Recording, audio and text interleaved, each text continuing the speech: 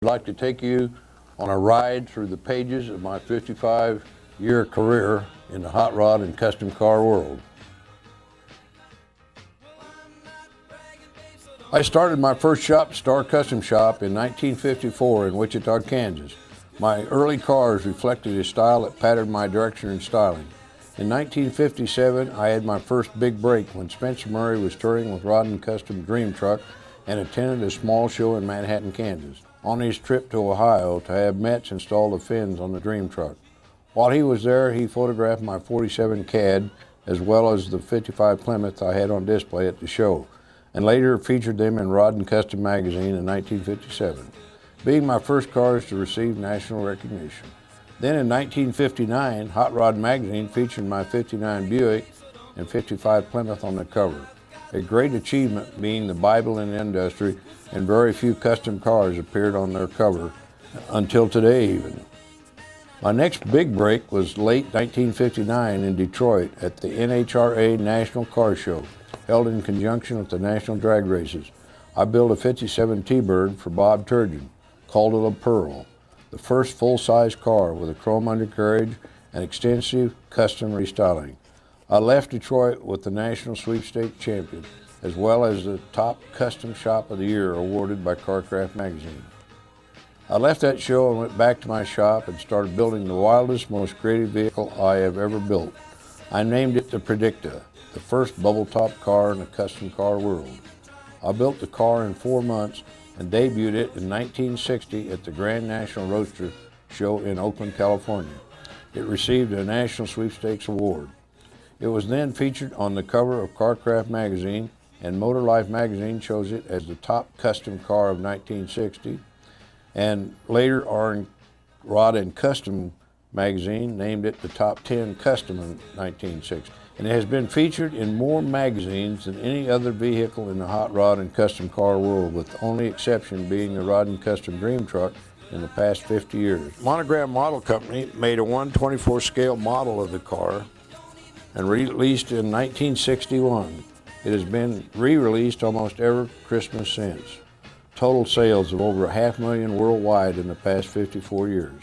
Speaking of models, from 1961 to 1967, Monogram released 13 of my creations in model car form, many scaled directly from the original full-size car they contracted me to build. I also did drawings, restyling different vehicles, and then Monogram released them in model form from drawings. In 1961, I built my dream shop and changed the name to Starbird Custom Car Creations. Many more outstanding creations rolled out of this modern facility. In 1967, the Detroit muscle car took a toll on the hot rod and custom car world, and especially on the shops building cars. At this point, I closed my big shop and concentrated on my car shows and building only feature cars in a smaller shop for my shows. Going back to 1957, I produced my first rod and custom car show in Wichita, Kansas, mainly to show and educate the general public on what hot rodding and custom cars were all about. At this point, most activity in the sport had taken place on the West Coast. I went on to do Oklahoma City and Kansas City the same year, and over the years I expanded my show business into over 13 cities, mainly in mid-America. Later expanding, including San Francisco, California, Cow Palace, and the Grand National Roadster Show in the Coliseum, which Harold Bagdasarian and I produced for over 18 years. My last show was 2 weeks ago in Tulsa, Oklahoma, my 45th annual, with over 1,000 cars in competition. And of course it is the home of the Go for the Gold Fine 9 Award, $20,000, the largest cash purse to one car in the industry. This year won by Scott Whitaker with his Marauder, a 50 Mercury, designed by Larry Erickson and built by Larry Kramer. Believe it or not, this was the 438th show I have personally promoted across the country in the past 53 years. Since the custom car crash, so to speak, in 1967, many shops closed, even Balon, Winfield, Cushenberry, A Brothers, and many more. I never closed, but went on to build another 50-plus feature cars for my shows, which have toured worldwide. I have a new book out called The Bubble Top King, documenting over 150 one-of-a-kind cars I have created over the years, as well as the rest of the story of my 55-year career. 16 candles. In the 1980s, hot rodding and customizing got a shot in the arm with the release of American Graffiti movie, and of course the start of the National Street Rod Association and Custom Kemps of America Association. These organizations helped revive the interest in the hot rod world, and it has mushroomed into the great sport we enjoy today. 9, 10, 11 o'clock, 12 o'clock, rock, we're going to rock. Hey, what's wrong? Are you crying? I can't believe it. I don't know what to say. I'll love and protect this car until death do us part. This is a super fine machine.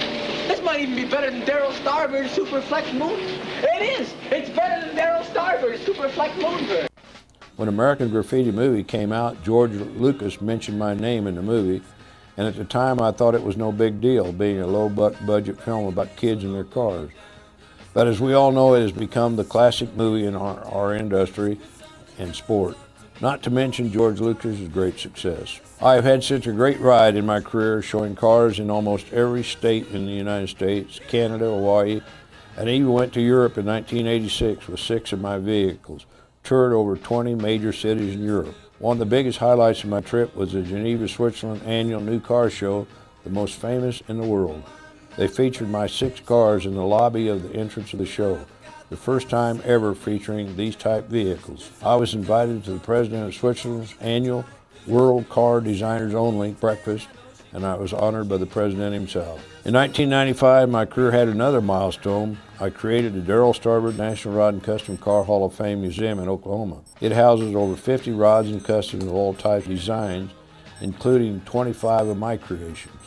The Hall of Fame for over 14 years now has been recognized as the Hall of Fame in the industry. When we opened, we inducted 13 charter members into the Hall of Fame. Each year, we have annual induction ceremonies, inducting 2 new members.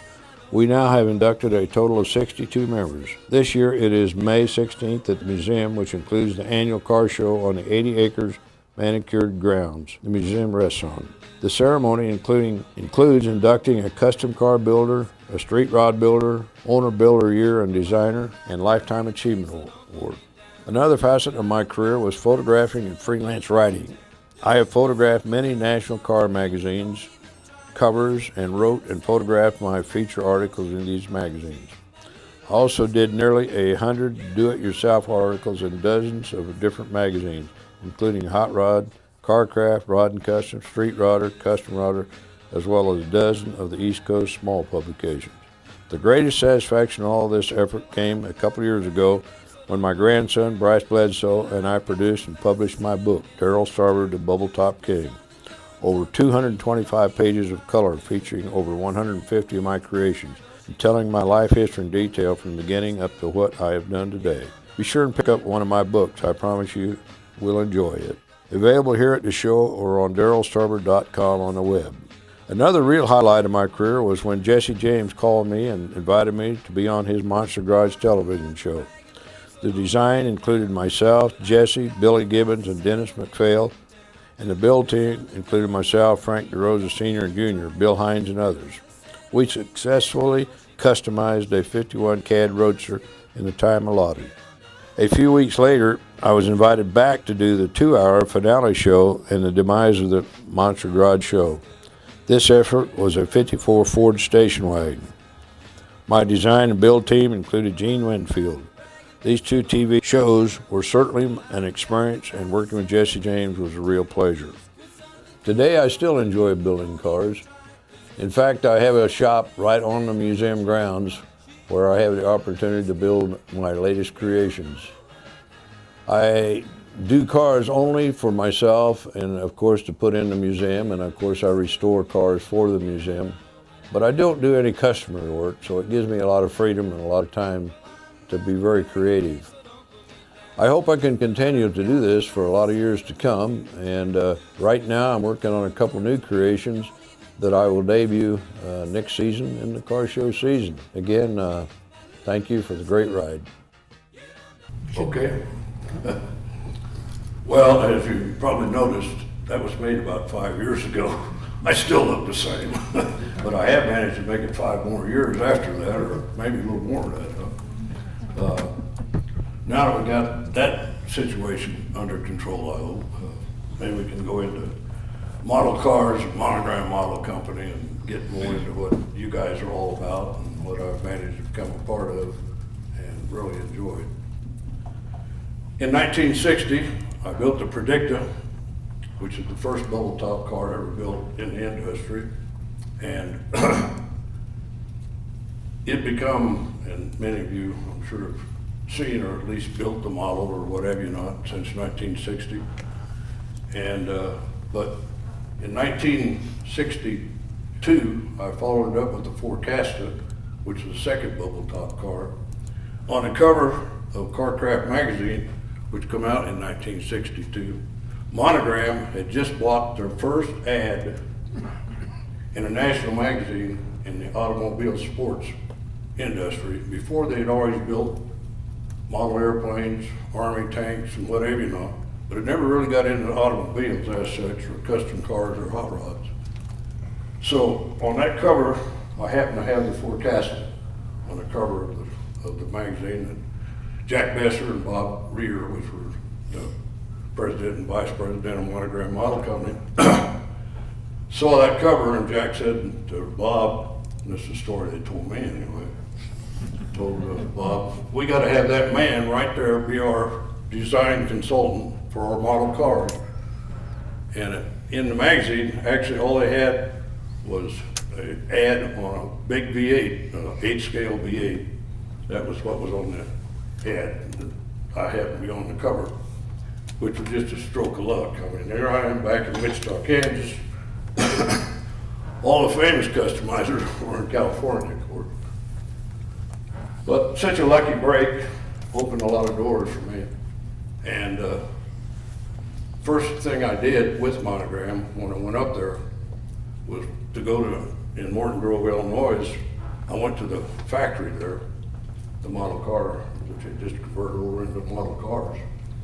I was totally amazed, not really knowing too much about model cars and how they were built and whatever not. And many of you may not know either, but actually it turned out to be a real small General Motors. I mean, they were building little dies of every part on the Big T. I mean, every part was actually a separate little mold, just like General Motors makes parts for Chevrolets and all the body engines and everything.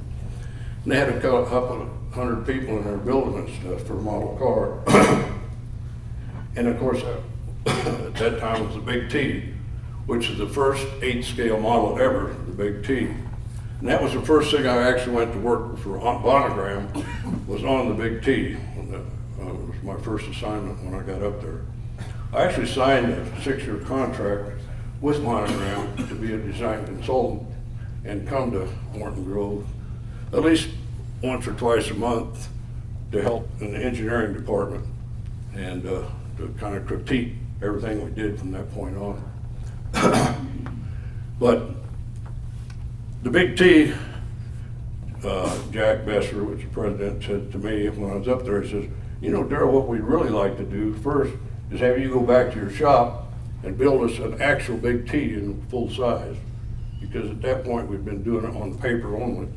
And so I went back and built the Big T. In the meantime, they began doing all the engineering on the Big T to build the model. We introduced the Big T in $9.95, which was unheard of in the industry. Most models were selling for $1, $1.95, you know. So it was a big risk, and we had no idea whether it would work or not.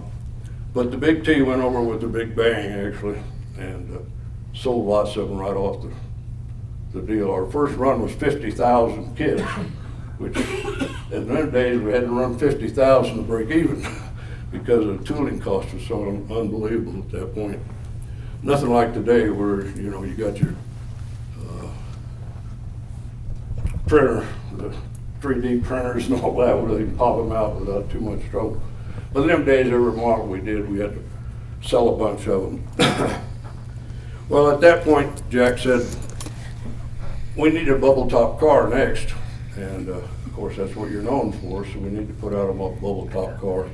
At that point he began to negotiate with me on purchasing the big Predicta, which is the first bubble top car as I mentioned. He actually bought the car from me on the understanding that he would make a model car of it. But they were gonna, Monogram also introduced at that time the 1/25th scale, where everybody else was doing 1/24 scales, AMT and all the others. We come out with the 1/25th scale, and we did the first Predicta, of course, in that scale. And also, shortly after he purchased it from me, he wanted me to bring the car up there to Detroit, or to Chicago, Morton Grove, outside of Chicago, and actually began doing all the measurements on it and so forth. And so I did, and the car was, because it had been built for a couple of years and I'd used it a lot on the street, that car is actually a running car, and I use it for promotions on my show.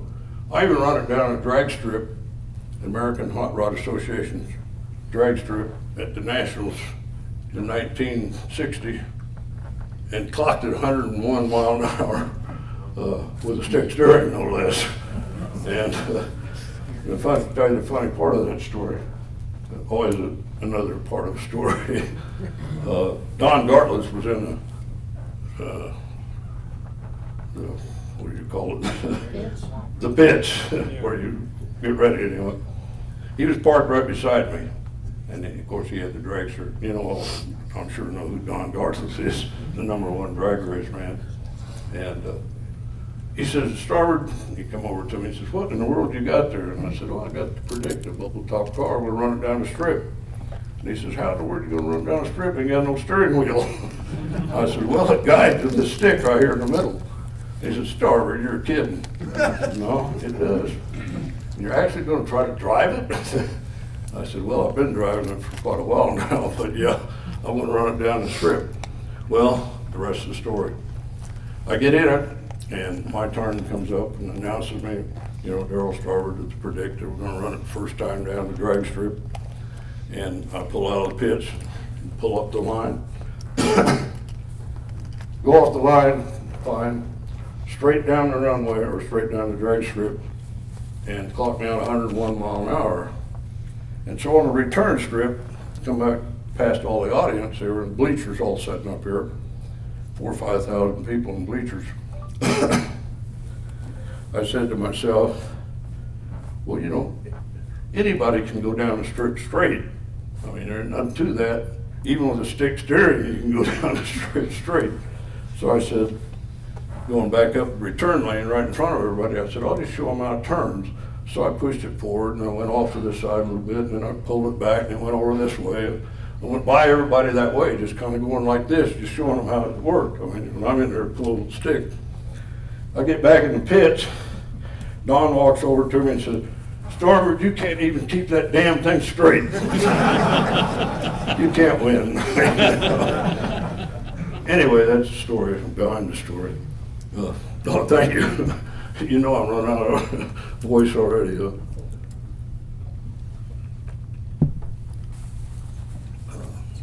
Okay, back to the model cars. The next thing we decided to do, why I returned the car back to the shop from taking it up there for them to measure, engineering measured everything, and began doing tooling on it.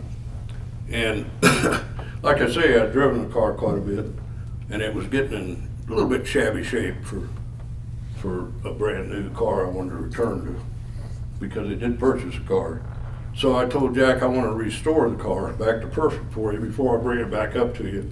He said, that's great, Darryl. So the thing I forgot to tell him was when I restore something, I never can put it back quite like it was, being a custom car builder and designer. So I went and actually changed the Predicta quite a bit, as you all know, as the model is. Actually, on the cover of the Carcraft magazine, it came in first. It was a different looking car in some degree. It still had the bubble top and all. But, so I customized the car again. and updated it. And when I got ready to paint it, finished, to take back up to him, I talked to Jack, the president. He said, Darryl, you know, a red model would work. The car was originally blue. He said a red model will outsell any other color red does, period. So you got to paint the car red. I said, but it's Predicta. It's always been blue on the cover of the magazines and everything, you know. Well, I want it red. I own it, you know. Okay, Jack. Well, anyway, I painted the car red and took it back to Monogram. And they went ahead and used it in a lot of promotions, even the World Fair and whatever, you know, and traveled all around the country with it. But then in the next project I did with them was the Big Deuce. And the Big Deuce was also 8 scale, and a 32. And again, Jack said, you build a real car and then we'll build a model instead of us trying to build it all at the same time like we did on the Big T. So anyway, I sat down and designed the Big Deuce like I thought it should be. And we did put it out in 8 scale, and then we followed that up with, many of you know, the Big Drag, the big, anyway, 4 or 5 other big models. Can't think what they're all called. Big Drag, but all 8 scale anyway. They all went over very well, and we did real good on the 8 scale. But getting back to the 124th,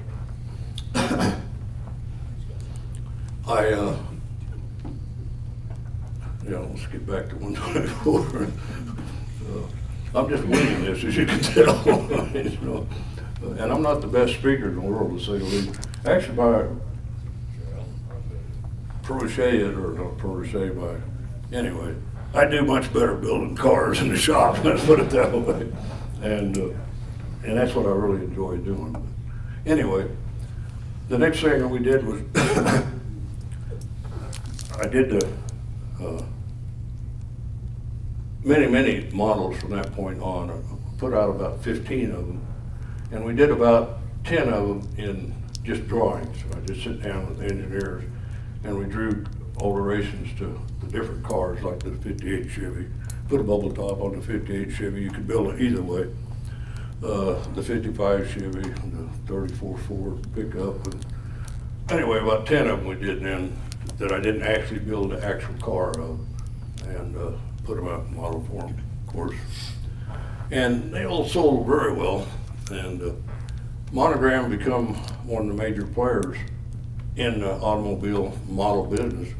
In fact, the quality of our models were so much better, I'm prejudiced here a little bit, than the other guys that we just stormed the market with it and took over real fast, Monogram did. And besides that, our cars come out colored, and almost all the others you had to paint, and which was hard for younger people, especially.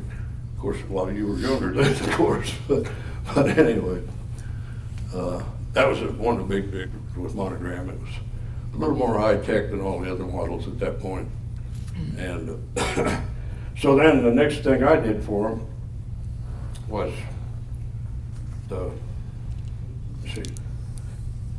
Jack wanted me to build some kind of a truck. Trucks are real big pickups. So I come up with the idea of the Ultra truck, which later we changed to the Orange Hauler, and we put it out in model form as the Orange Hauler. But I actually built the car first in full size, and then we did do the deal. Let me back up just one car. The next car I actually did was a Futurista, and the Futurista was a 3-wheeled, real modernistic car. And let me tell you a quick story about it, as if you need another story. But the Futurista, the Grand National Roadster Show in Oakland, California was the show in them days. Everybody wanted to go there and win it and become a part of it, including myself. I had already been there with the Predicta, the Forecasta, and then I guess then the Futurista. Well, anyway, the Futurista, the criteria they put in the promoter at that time of the Grand National Roadster Show, put in a new deal called the Tournament of Fame. And he invited 6 of us custom car builders around the country, George Barris, Winfield, Baylog, all the big names at that time, 6 of us to compete in the Tournament of Fame. and sent down the criteria for the Tournament of Fame. The criteria was, first of all, it had to be the first time ever shown in any show. That was the beginning of it. Secondly, it had to be the most innovative, futuristic car ever built, or in our venue anyway. And secondly, there were several other rules. But I went to Jack then and I said, told him about the Tournament of Fame Monogram, and said, I want to win that. And so he said, well, what do we got to do, Darryl? I said, first of all, it's going to cost a lot of money because it's going to be a complete different thing that's ever been built.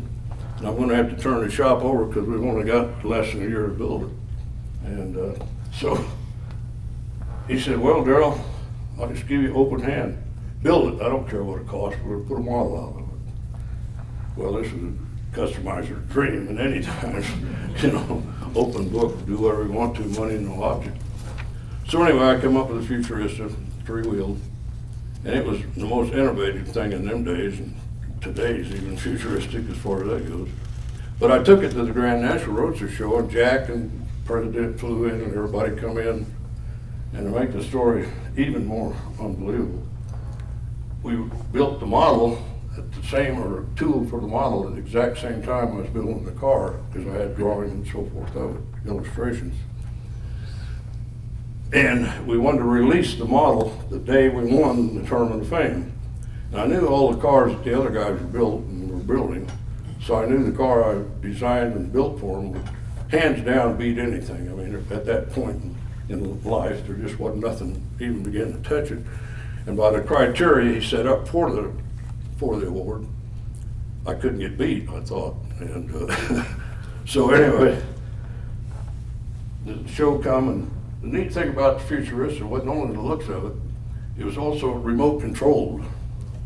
And the neat part about the remote control was there was nobody around. The only thing it had was a Wallen sack tape recorder sitting beside it over here. And it had a voice score that said, I'm the Futurista. I can open my top. And the top would automatically open. I can start my engine. The engine would start up. I went to turn my front wheel and the stick's there in the middle. For 10 days, the show used to run 10 days. That thing went every 45 minutes for 10 days. Never failed one time. For 10 days, remote control like that. Nobody around it. Nobody could figure out, because everybody else had used, remote control, but with wires and everything else. And this thing had nothing like that. Well, so anyway, I was one of the only members of the Hall of Fame of the Grand National Show at that time. I'd been inducted into it the year before. The problem was I was the only one out of California that was in it at that time. And at that award, or that banquet like this, was on Saturday night, and the awards was the next day on Sunday.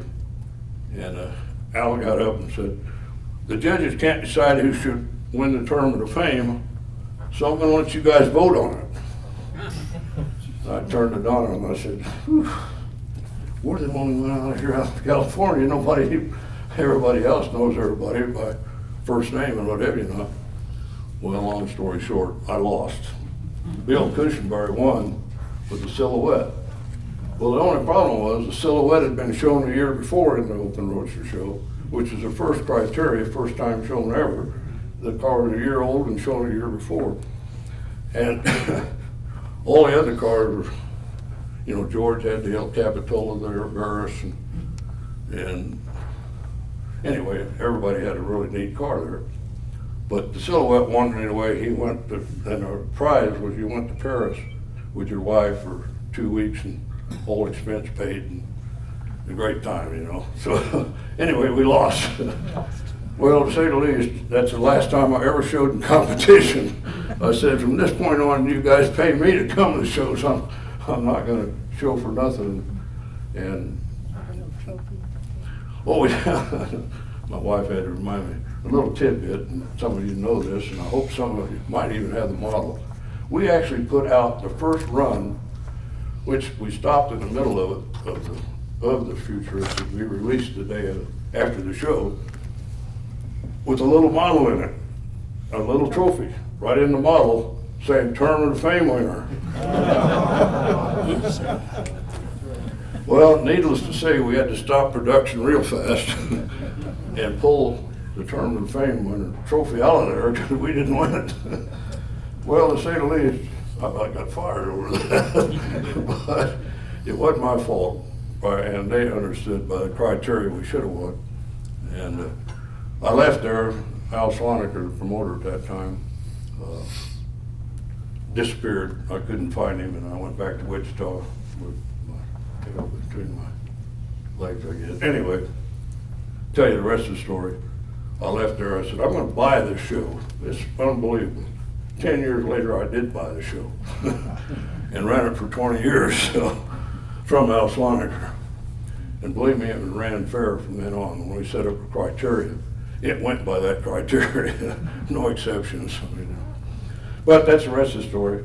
Futurista did semi-well compared to the others. Because it was so futuristic, it didn't sell as well as the rest of our models. And so it's a very rare collector's item today. They're hard to find and they're very expensive when you do find them. But they're still, the Futurista is still one of my favorites, and probably the most modern thing still built today by custom car builders. And but it was a little out of our range or our field actually, and I'm good at that though. I'm always taking that one step further than I should maybe. But I ended my career with Monogram.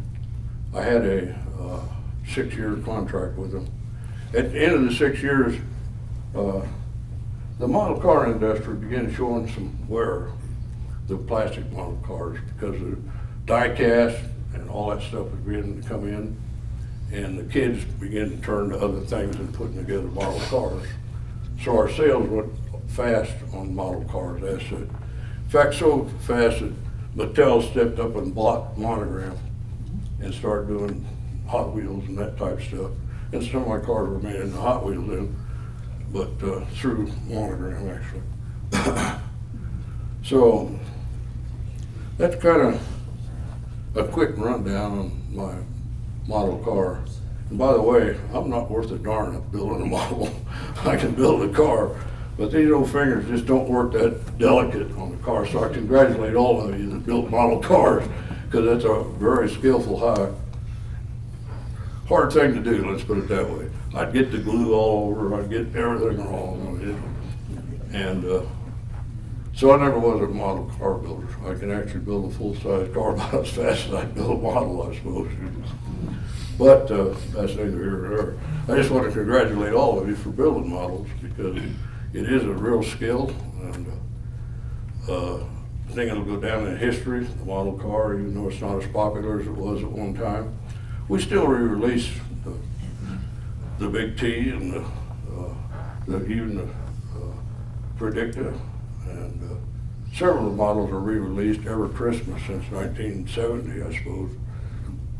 But Monogram, or Mattel, actually ended up selling Monogram to another company, and it's changed hands a couple times since then. So, but they're still in business, and they're still building model cars.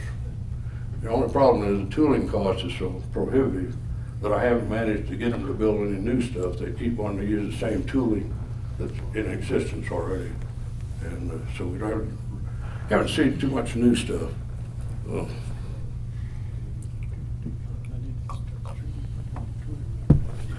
thank you. That's all I got to say.